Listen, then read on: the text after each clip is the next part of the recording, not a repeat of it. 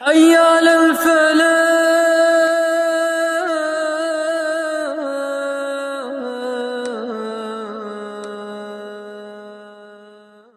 بغیر کسی تمہید کے جو سورہ کریمہ میں نے پڑھی ہے، اس میں اللہ رب العالمین نے ارشاد فرمایا والعصر، زمانے کی قسم۔ اس سورہ کریمہ کی تفسیر کو سننے سے پہلے آپ یہ سمجھیے کہ اس سورہ کریمہ کی فضیلت کیا ہے، جو ہم سب کو یاد ہے۔ اس کی فضیلت کیا ہے، اس کی اہمیت کیا ہے، اس کا مقام کیا ہے۔ اس تعلق سے آئیے ایک حدیث سنیے۔ حدیث اس طرح سے، وعن ابی مدینۃ الدارمی رضی اللہ عنہ قال كان اصحاب رسول اللہ صلی اللہ علیہ وسلم اذ التقیا لم يتفرقا حتى يقرأ احدهما على الاخر والعصر ان الانسان لفی خسر الا الذين آمنوا وعملوا الصالحات وتواصوا بالحق وتواصوا بالصبر، رواہ احمد فی مسندہ۔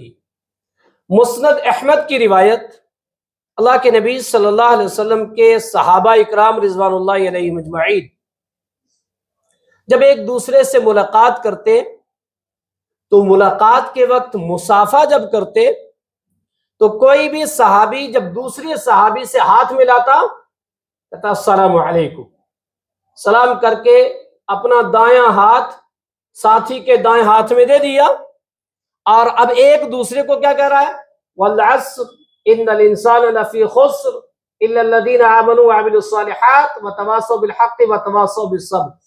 چلے گئے، کیا مطلب، کیا بات ہے اس کے اندر، کیا بات کہی جا رہی ہے کہ مصافحے کے وقت ایک صحابی دوسرے کو سورہ عصر سناتا، دوسرے والا سنتا، سننے کے بعد جدا ہو جاتی۔ آج اگر ہم ایسا کریں السلام علیکم، سلام کیا اور سورہ عصر سنائی، پتہ نہیں کیا پڑھا اسے، یا ہاں اتنا پتا ہے جی قرآن پڑھا ہے، قرآن سے سورہ عصر پڑھی ہے۔ کیوں پڑھی ہے، کیا کہہ رہا تھا مجھے، کیا مطلب اس کا یہاں پڑھنے کا، یہ سمجھنا بہت ضروری ہے۔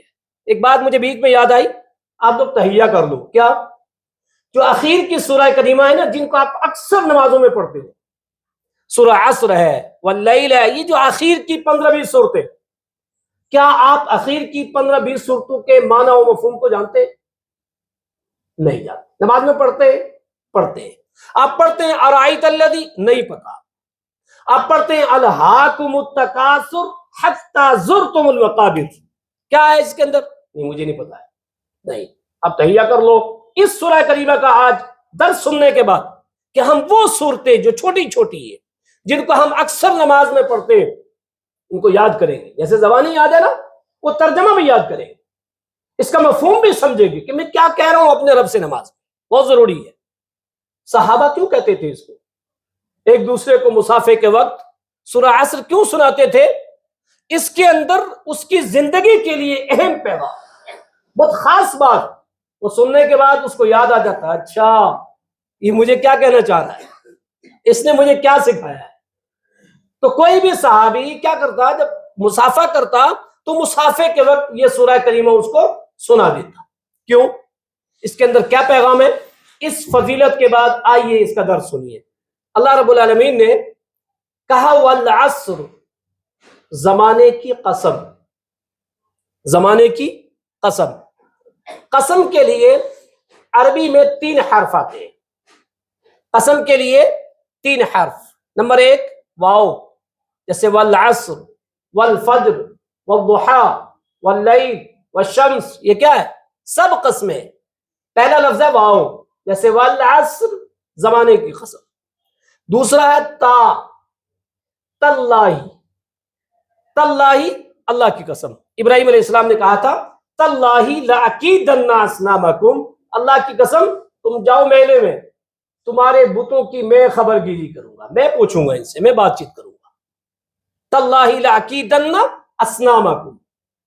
تیسرا لفظ ہے با، باللہ، اللہ کی قسم۔ قسم کے کتنے حروف ہیں؟ 3۔ کتنے ہیں؟ ہمیشہ یاد رکھنا، صرف 3 ہیں۔ آپ کو کہنا ہے واللہ، باللہ، تاللہ، یہ 3 حرف ہیں۔ دوسری بات، قسم کی بات آئی تو قسم کھانی کس کی چاہیے؟ صرف اللہ کی. امت کو صرف اللہ کی، انسانوں کو صرف اللہ کی قسم کھانی چاہیے. اللہ رب العالمین نے قرآن مجید کے اندر 7 مقامات پر اپنی ذات کی قسم کھائی ہے. کتنے؟ 7 جگہ پر اپنی ذات کی قسم کھائی ہے. اس کے علاوہ بے شمار مقامات پر اپنی مخلوق کی قسم کھائی. اور مخلوق میں سے جس کی بھی قسم کھائی ہے بہت اہم چیز ہے، بہت خاص چیز ہے، وہ بہت خاص بات ہے اس کے اندر جس کی قسم کھائی ہے. جیسے زمانے کی قسم. زمانہ کیا ہے؟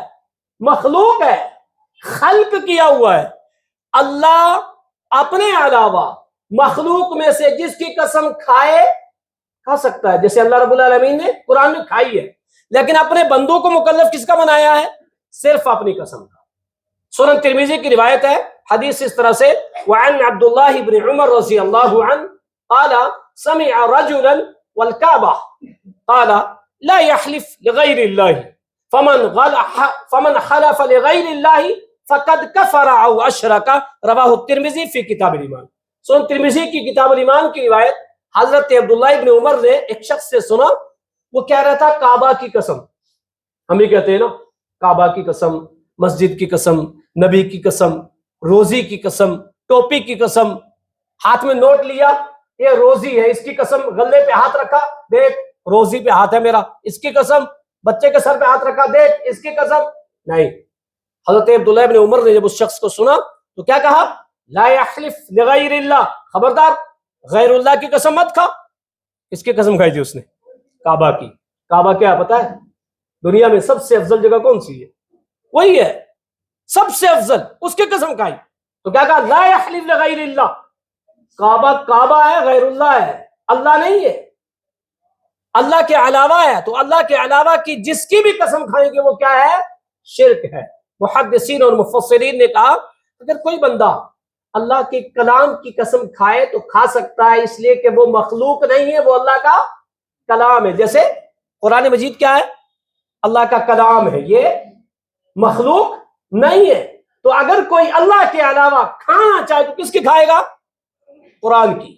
لیکن قرآن کی قسم بھی اگر آپ صحابہ سے، محدثین سے، مفسرین سے دیکھیں گے تو یہ منہج نہیں ملے گا کہ ان لوگوں نے قرآن کی قسمیں کھائی ہوں. قسم صرف من کان حالفا فلیحلف باللہ، جس کو قسم کھانی ہو اللہ کی کھائے، او لیسکت، ورنہ خاموش رہے. قسم ضرورت پر کھانی چاہیے اور قسم صرف اللہ کی کھانی چاہیے بس. اللہ رب العالمین نے کیا کیا؟ والعصر، زمانے کی قسم. قسم کو جس طرح سے آپ نے سنا نا کہ قسم کے لیے 3 حرف ہیں، قسم کو انہی الفاظوں میں اللہ نے سورہ واقعہ میں بیان کیا ہے.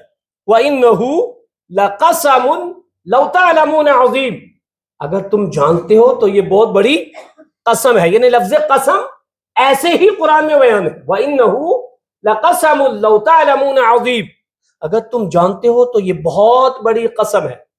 قسم کیوں کھائی جاتی ہے؟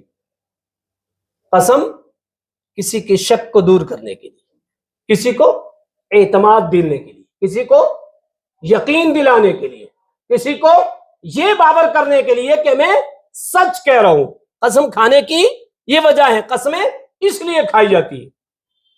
اللہ رب العالمین نے سورہ اعراف آیت نمبر 19، 20، 21، یہ 3 آیتیں آپ پڑھ کے دیکھیے. آدم اور حوا دونوں کو جنت میں بسایا تھا اور کیا کہا تھا؟ انت وزوجک الجنہ، آدم آپ اور آپ کی بیوی جنت میں رہو، لیکن کیا کرنا؟ ولا تقربا هذه الشجرہ، اس درخت کے قریب نہ جانا، اگر اس درخت کا پھل کھا لیا آپ خسارہ اٹھانے والوں میں سے ہو جاؤ گے، اس کا پھل مت کھانا. کیا کر لیا؟ شیطان نے کیا کیا؟ فوسوس لهم الشیطان، شیطان نے وسوسہ ڈالا آدم علیہ السلام کے دل میں. کیا وسوسہ ڈالا؟ میں آپ سے پہلے پیدا کیا گیا ہوں. شیطان کی تخلیق انسانوں سے پہلے ہے. شیطان کی تخلیق کس سے ہے؟ کس سے؟ آگ سے، کیونکہ کان من الجن ففسق عن امر ربی، وہ جنوں میں سے تھا. جنوں کی تخلیق آگ سے، انسان کی تخلیق مٹی سے، فرشتوں کی تخلیق نور سے. تو کہا میں پہلے پیدا کیا گیا ہوں, میں تو یہاں آتا جاتا رہا ہوں. اس درخت کا پھل کھا کے تو دیکھو, کھا لو گے تو کیا ہوگا؟ ان تکون ملکین, فرشتوں میں سے ہو جاؤ گے, او تکون من الخالدین, یا ہمیشہ زندہ رہو گے, یا ہمیشہ اسی جنت میں رہو گے. کھاؤ, یہیں رہو گے, کھا لو. دیکھو یقین کیا دلایا, سنو غور سے, کہ میں پہلے پیدا کیا گیا ہوں آپ سے, آپ کی تخلیق بعد میں ہوئی ہے. آپ اگر کھاؤ گے نا فرشتوں میں سے ہو جاؤ گے, کھاؤ گے نا ہمیشہ یہیں رہو گے.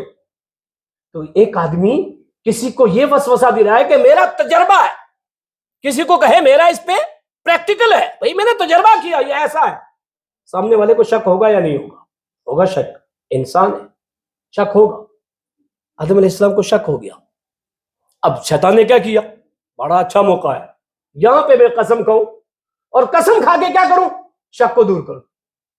شیطان نے کس کی قسم کھائی؟ نوٹ کی, روزی کی, کعبہ کی, نبی کی؟ نہیں, شیطان نے اللہ کی قسم کھائی. تو کیا کہا؟ وقاسمہما. دیکھو یہی لفظ قسم کا لفظ موجود ہے. میں تم دونوں کے لیے قسم کھاتا ہوں, تم کیا کرو؟ کھاؤ اس کو, اسی میں رہو گے, فرشتوں میں سے ہو جاؤ گے. وقاسمہما انی لکما لمن الناصحین, میں تم دونوں کے لیے خیر خواہ ہوں, قسم کھاتا ہوں, کھاؤ تو صحیح. آدم علیہ السلام نے کیا کیا؟ کھا لیا. میں نے یہ بات کس بات کے لیے کہی ہے کہ لفظ قسم ایسے ہی قرآن میں موجود ہے, ایک سورہ اعراف میں اور ایک سورہ واقعہ میں. تو کہا کھاؤ, اسی میں سے رہو گے. کھا لیا, اللہ کے حکم کی نافرمانی ہو گئی. کیا ہوا؟ نافرمانی ہوگی تو جنت سے نکالا یا نہیں نکالا؟ نکال دیا. کتنی غلطیاں ہوئی؟ ایک, شرک کیا تھا. شرک کیا تھا آدم نے؟ نہیں, شرک نہیں کیا تھا. صرف یہ کہا تھا یہ نہیں کھانا, کھا لیا. ہمیں کہا سود نہیں کھانا, کھاتے ہیں. ہمیں کہا رشوت نہیں لینا, لیتے ہیں. ہمیں کہا دوسرے کا مال مت دبانا, کھاتے ہیں. ہمیں کہا کسی پہ ظلم مت کرنا, سب کرتے ہیں. اور کیا سمجھتے ہیں؟ جنت پکی. تصل الذنوب الى الذنوب وترتجی درک الجنا بها وفوز العابدی ونسیت ان اللہ اخرج آدم بذنب واحد. یہ پتہ نہیں تو گناہ پہ گناہ کرتا جا رہا ہے اور سوچتا ہے جنت مل جائے گی. تو سوچ تو صحیح, تیرے باپ آدم کو ایک غلطی کی وجہ سے جنت سے نکالا, ایک غلطی کی وجہ سے. اس لیے اپنا محاسبہ کر کتنی غلطیاں ہیں, اور ان غلطیوں کا تائب بن جا, استغفار کر, معافی مانگ. پتہ یہ چلا قسم کب کھائی جاتی ہے؟ سامنے والے کو یقین دلانے کے لیے. قسم سچی کھانی چاہیے, جھوٹی قسم نہیں کھانی چاہیے. جھوٹی قسم کا مطلب کیا ہوتا ہے؟ موبائل میری ہے, ایک آدمی آگے کیا کہتا ہے؟ میری ہے. اب وہ کیا کہتا ہے؟ اللہ کی قسم میری ہے. قسم کھا لی اس نے کہ میری ہے. اب ہے اس کی؟ نہیں ہے. اس نے اپنے جھوٹ میں کس کو شریک کیا؟ استغفر اللہ, اللہ کو. اور سامنے والا کیا سمجھتا؟ ارے اللہ کی قسم کھا لی ہے, وہ اللہ کی قسم کھا لی. یعنی اس کو یہ بابر کرا رہے اللہ گواہ ہے میری ہے. اللہ اکبر. دیکھو پتہ نہیں کتنی جھوٹی قسمیں ہم صبح سے شام کھاتے ہیں. کیا سمجھتے ہیں ہمارا رب سنتا نہیں, ہمارا رب دیکھتا نہیں؟ ہمارا رب سنتا ہے, دیکھتا ہے, قدرت رکھتا ہے, جہاں چاہے گناہ کر لے اس کے علم میں. اور اس نے ہمارے اندر مشینریاں سیٹ کی ہیں, کیمرے سیٹ کیے. ہم جو کہتے ہیں, جو دیکھتے ہیں, جو کرتے ہیں, نوٹ ہوگا. کیا ہوگا کل بروز قیامت؟ یہ زبان بند, ہاتھ بولیں گے, پیر بولیں گے, سورہ یاسین پڑھتے ہیں, سب موجود ہے قرآن. کیا کریں گے؟ ہمارے اعضاء گواہی دیں گے. لہذا جھوٹی قسم نہیں کھانی چاہیے, سچی قسم کھانی چاہیے. اور قسم صرف اللہ ہی کی کھانی چاہیے, اس کے علاوہ کسی کی نہیں کھانی چاہیے. اللہ رب العالمین نے کیا فرمایا؟ والعصر, زمانے کی قسم. عصر سے مراد, عصر کا معنی زمانہ, والعصر زمانے کی قسم. ایک ہے زمانہ عصر اور ایک ہے زمانہ دہر.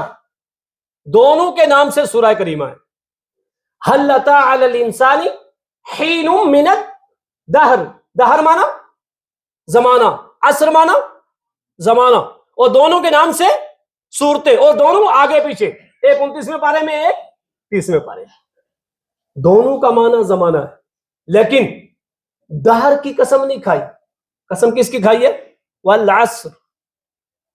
دونوں میں فرق کیا ہے؟ دہر مانا بھی زمانہ اور عصر مانا بھی زمانہ. فرق کیا ہے؟ فرق یہ ہے دہر کس کو کہتے ہیں؟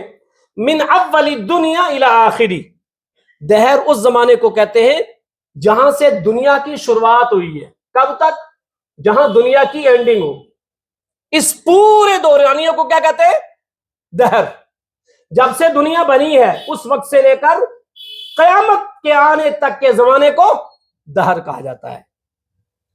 اللہ نے دہر کی قسم کیوں نہیں کھائی؟ اللہ اکبر. قرآن کیوں نازل ہوا ہے پتہ ہے؟ صرف تلاوت کے لیے تھوڑا ہے نہیں. قرآن کے نزول کا مقصد اگر کوئی پوچھے آپ سے تو کیا کہیں گے؟ لیدبروا آیاتی. میں نے قرآن اس لیے نازل کیا تاکہ ان کی آیتوں پر تدبر کیا جائے, ان کی آیتوں پر غور و فکر کیا جائے.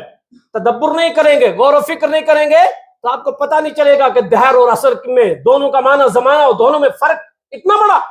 اور اللہ نے قسم عصر کی کھائی, دہر کی نہیں کھائی. اس لیے اللہ رب العالمین اگر دہر کی قسم کھاتا نا تو ایک پورے زمانے کی قسم کھا ہو جاتی. لیکن اللہ نے جو کہا نا والعصر, اللہ نے والعصر کہہ کے ہر انسان سے بات کی ہے. ہر انسان کو کہا ہے, ہر انسان کو. ہر انسان ہر زمانے میں رہتا ہے؟ نہیں رہتا. اللہ اکبر. ہر زمانے میں رہتا ہے؟ نہیں رہتا ہے. کیا کہتے ہیں؟ صحابہ کا دور. کیا مطلب؟ صحابہ ختم ہوئے, صحابہ کا دور ختم. تابعین کا دور, تبا تابعین کا دور, محدثین کا دور, مفسرین کا دور, مغلوں کا دور. کیا مطلب ہوتا ہے؟ یعنی وہ دور جس میں وہ لوگ موجود تھے. اس کے لیے اگر دہر کہا جائے تو چلے گا؟ نہیں چلے گا. کوئی آدمی شروع دنیا سے لے کر آخر تک نہیں رہتا ہے. اور اللہ نے سب کو الگ الگ کہا ہے. اللہ کی قسم کوئی عذر نہیں ہے ہمارے پاس, کوئی عذر ہی نہیں پیش کرنے کے لیے. والعصر, زمانے کی قسم. عصر کسے کہتے ہیں؟ من ولادتہ الی وفاتی. ایک انسان کی پیدائش سے لے کر اس کی وفات تک کے دورانیوں کو کیا کہتے ہیں؟ عصر. ہر انسان شامل ہو گیا یا نہیں ہو گیا؟ ہر انسان شامل ہو گیا. اللہ نے ہر انسان سے کہا والعصر, اے انسان تجھے تیرے زمانے کی قسم. قسم اتنی بڑی چیز کی کھائی. قسم کھا کے رب العالمین کیا کہنا چاہتا ہے؟ والعصر, قسم ہے زمانے کی. ان الانسان لفی خسر, انسان سارے خسارے میں. اللہ نے قسم کھا کے کیا کہا ہے؟ تم سب خسارے میں ہو. قسم کھا کے کہا. اچھا, یہاں آپ نے عصر کو سمجھ لیا نا؟ عصر کا معنی زمانہ, دہر معنی زمانہ. دہر اور عصر میں فرق یہ بھی آپ نے سمجھ لیا. اب آئیے عصر کا مفہوم سمجھیے, دیکھیے کتنا مزہ آئے. قرآن مجید کیا پیارا کلام ہے, جتنا تدبر کرو گے اتنا مزہ آئے. کیوں کھائی عصر کی قسم؟ اللہ اکبر. عصر کا معنی تو زمانہ ہے, مفہوم کیا ہے اس کا؟ مفہوم دیکھیے. مفہوم کے لیے سورہ یوسف پارہ 12 اللہ رب العالمین نے فرمایا وَدَخَلَ مَعَهُ السِّجْنَ فَتَيَانِ.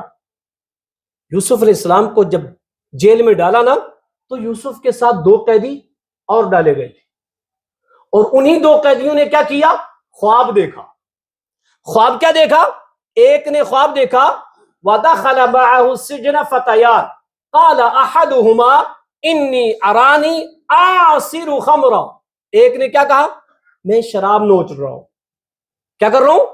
شراب کو نچوڑ رہا ہوں, میں شراب نچوڑ رہا ہوں.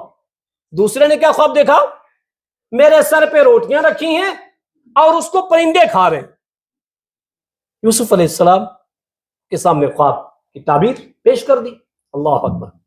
یوسف علیہ السلام نے کیا کیا؟ انہوں نے خواب کی تعبیر پوچھی تو یوسف نے فوراً تعبیر بتا دی؟ نہیں بتائی. اس میں عبرت ہے, اس میں نصیحت ہے, اس میں لیدبروا آیاتی ہی ہے. کن کے لیے؟ ڈاکٹروں کے لیے, انجینئروں کے لیے, بڑے بڑے آفیسروں کے لیے, جن کے پاس لوگ عاجز ہو کر کے جاتے ہیں, ان کے لیے. یوسف علیہ السلام نے کیا کیا؟ اچھا, خواب کی تعبیر پوچھنے آئے ہیں بڑے عاجز بن کر, علاج کرانے آئے ہیں بڑے عاجز بن کر, یا ہمیں درس توحید کیوں نہ دے دوں؟ کیا کہا؟ اچھا ایک بات بتاؤ, ایک رب بہتر ہے یا بہت سارے بہتر ہیں؟ اے میرے جیل کے ساتھیوں بتاؤ, ایک رب بہتر ہے یا بہت سارے رب بہتر ہیں؟ پوری توحید کا درس دے دیا. درس دینے کے بعد, سمجھانے کے بعد, کیوں؟ یہ حکمت تھی, یہ بلاغت تھی کہ یہاں اگر میں جو بات کہوں گا بہت غور سے سنیں گے, اس پر سمجھیں گے, اور سمجھیں گے تو اللہ ان کو توحید دے گا. اللہ نے توحید بھی دی. کیا کیا؟ خواب کی تعبیر بتائی، تم میں سے ایک کیا کرے گا؟ آزاد ہو جائے گا، اور کیا کرے گا؟ بادشاہ کو شراب بنا کر کے دے گا، اور دوسرے کو سولی پہ چڑھا دیا جائے گا۔ وہی ہوا بعد میں۔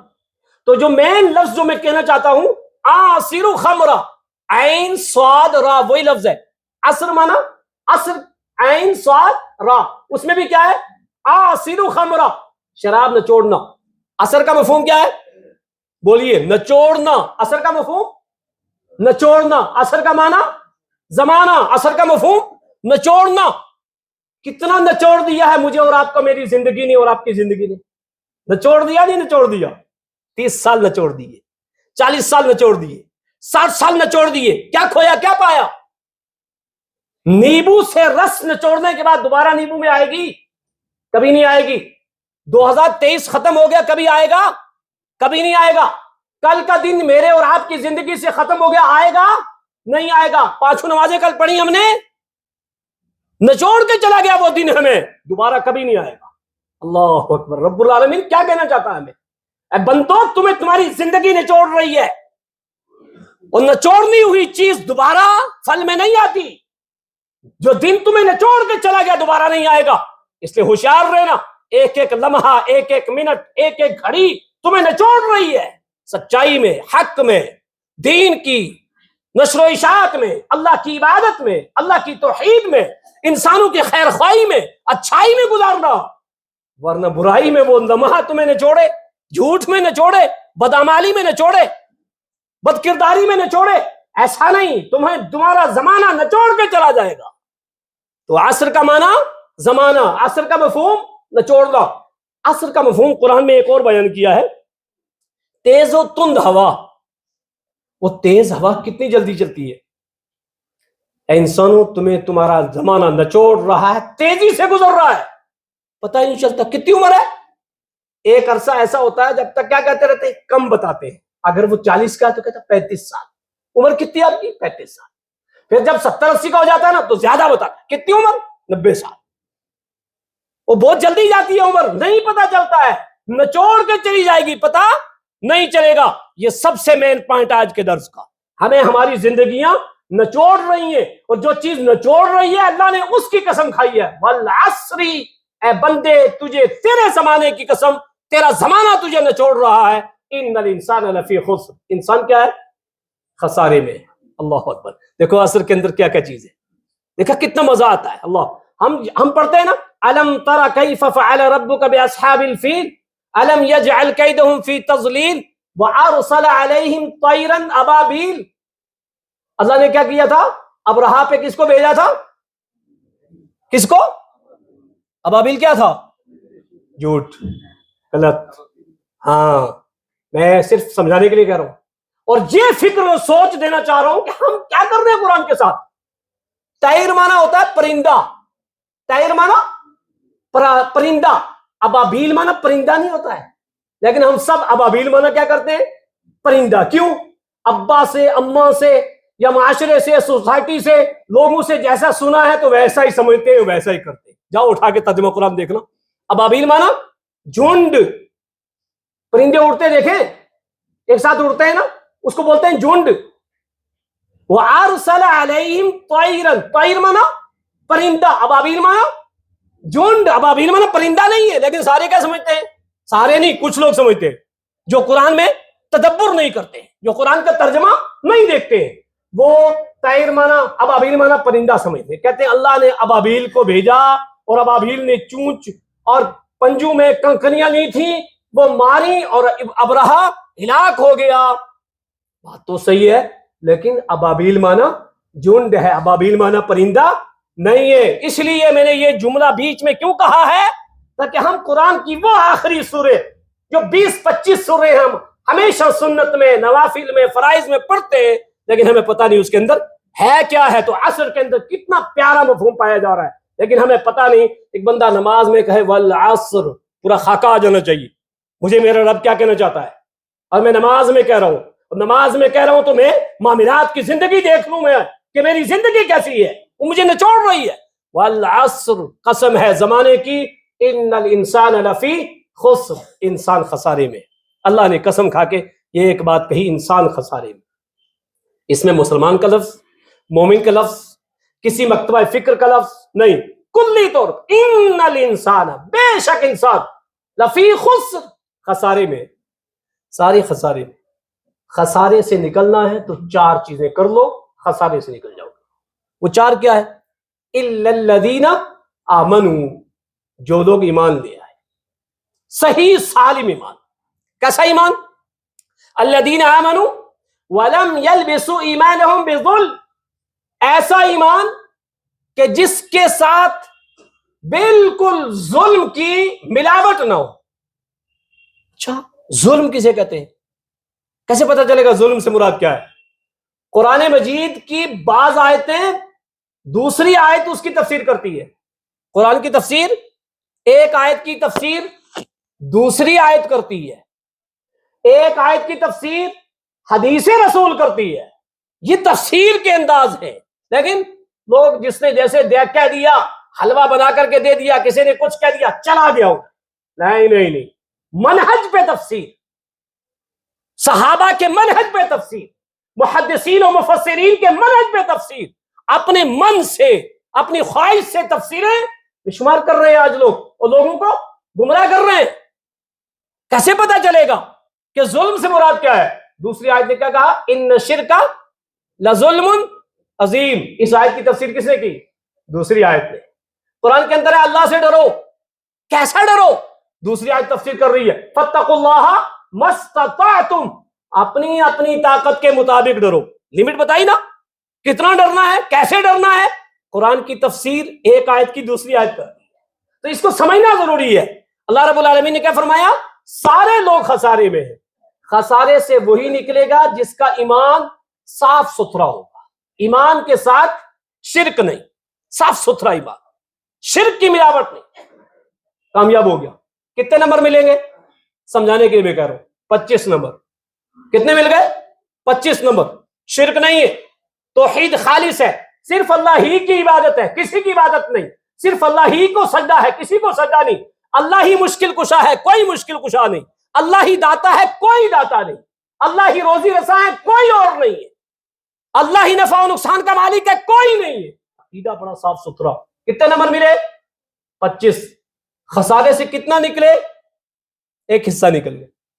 دوسرا، ایمان کے بعد الا الذین آمنوا وعملوا الصالحات، جس نے ایمان کے بعد اعمال صالحہ کیے وہ خسارے سے نکل گئے۔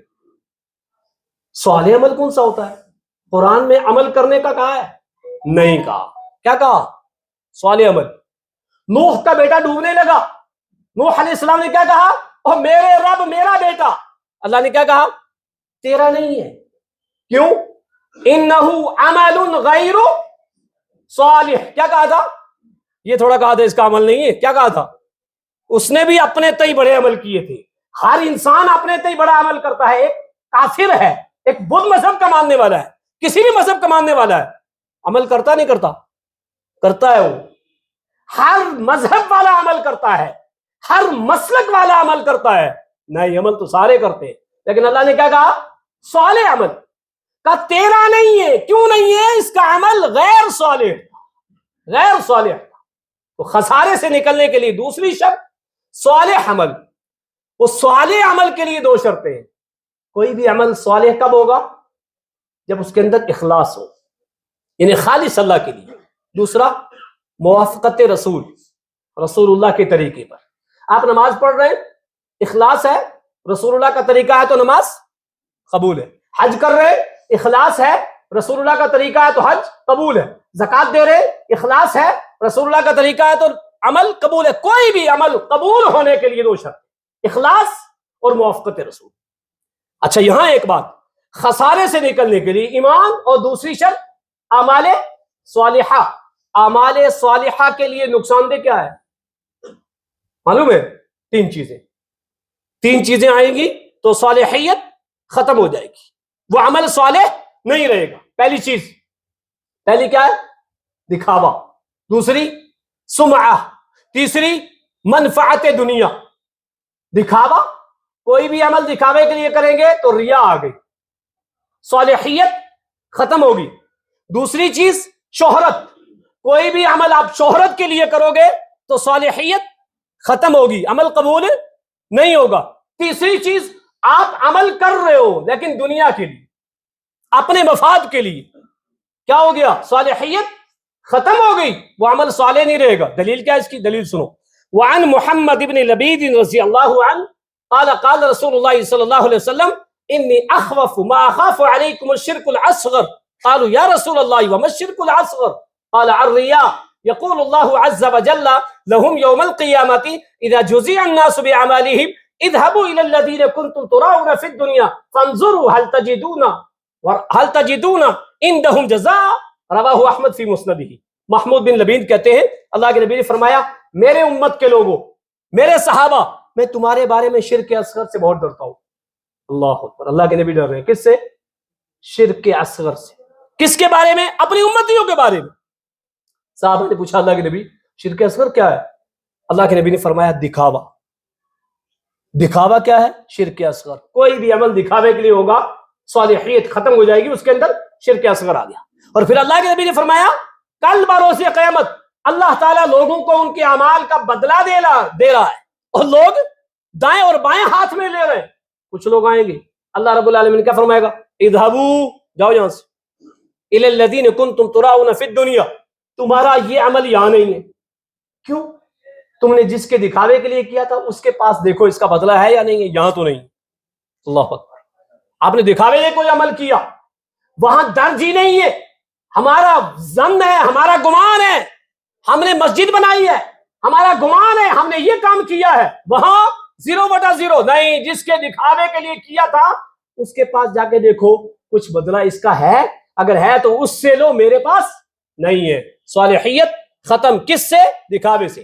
دوسری چیز کس سے ختم ہوگی؟ سمعہ. سمعہ کہتے ہیں شہرت کو. وعن عبداللہ بن عباس رضی اللہ عنہ قال قال رسول اللہ صلی اللہ علیہ وسلم من سمع سمع اللہ بہ ومن راع راع اللہ بہ. جس نے کوئی عمل شہرت کے لیے کیا, ٹھیک ہے, اس کی شہرت اس کو سنائی جائے گی, بتا دیا جائے گا اس نے یہ عمل کس کے لیے کیا تھا, اس شہرت کے لیے, پہلوانی کے لیے, میں ایسا ہوں, میں ویسا ہوں, ہو گیا. ومن راع راع اللہ بہ, اور جس نے کسی کے دکھاوے کے لیے کوئی عمل کیا, اللہ تعالیٰ بروز قیامت مخلوقات کے سامنے کیا کہے گا؟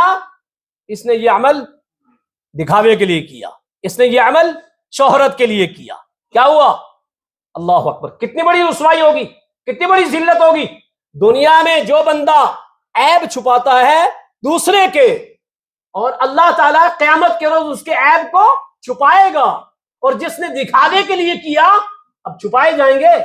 نہیں, چھپائے نہیں جائیں گے, بیان کیے جائیں گے, دکھائے جائیں گے. تیسری چیز جس سے صالحیت ختم ہوتی ہے وہ کیا ہے؟ دنیا کی غرض و غایت. مشہور حدیث انما الاعمال بالنیات, اعمال کا دار و مدار نیتوں پر. اس میں ایک جملہ کیا ہے؟